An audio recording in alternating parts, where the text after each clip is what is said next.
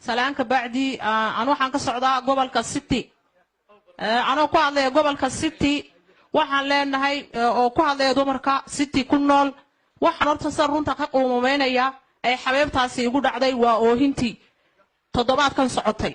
anagu waxaan moodaynay ogaadeen ubbo markii hore waxa la oran jiray ogaadeeniya markii dambana ubbo marka miirantana ubbay noqotay ubbo anagu waxaan moodaynay mashruuc ka dhisan kilil ilaa hoos qabale oo halka laga daldalayo maniyadey lahayd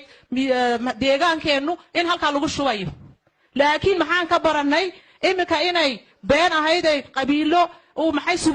subeer baa la yiraahdo imika baaban maqlayaaba magaciisa maxay subeer inuu halka qandaraaslaha la saaxiibi jiray oo halka ka daldalayay oo reer idulo geeyaan ahayn oo garab ahayn oo gabdhahayagana u hureen oo dhadhalno wax u barnay orda waxbarashada deegaanka Shinile qoymeedaan kale Liibaaniya Shinile iyo xagga waxbarashada gabdhahooga maadaama Itoobiya yihiin loo fasixi jiro wax baran jiray anagu waxaan qabnay rajo inaan gabdhahayaga wax bartay dumarkaayaga xagga jira ee deegaanka inaan u dirnay wax u qabtaan ee hadii la doonaa la guursado haday doonaan waxay doonaan sameeyaan baan fikri jirnay laakiin waxaan aragnay maxay Zubeer inuu huda ku jiro Zubeer wirka leeyahay inuu daaniyo intuu leeyahay laakiin jooniyad 100 kiilo iyo dhammaan dhiigiyo uusna male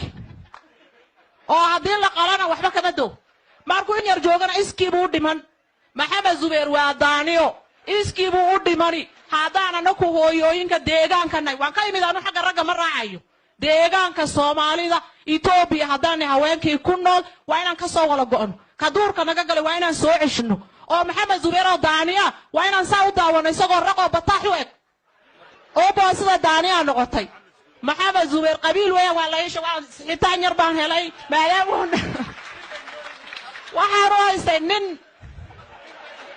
baan u haystay laakiin maadaama uu bayay oo anagu ubada gobolka Shinile hadaan ubada waxaan u naqaanaa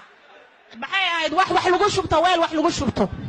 laakiin eersi baan u bixinay anagu uba waan ka baxnay eersi baan u bixinay hadaan anagu gobolka City eersi baan nidhi eersiguna waxa laga hortaga adduunka iska daa deegaan ahaan adduunka laga hortaga waan ka hortagayna anagu hadaan deegaanka Soomaalida nahay ee dumar mid ataana waxaan doonaynaa deegaanada kale inaan la tartarno kililada kale inaan la tartarno inaan anagu dib isku noqono wixii aan hooyo ku ahayn aan magac ku lahayn hadiiba la tartiray nololi nooma harsana qaalada ubba la oran jireen anagu daaniya u bixinay waa inaan dhaxda u xidhanno oo aan tirtirno marka hadalku maadaama in badan la soo baday inta waan kaga bixi assalaamu alaykum waraxmatullaahi wabarakaatuh bismillaahir rahmaanir rahiim maanta maalin qosol ma joogno walaalayaal maalin qosol ma joogno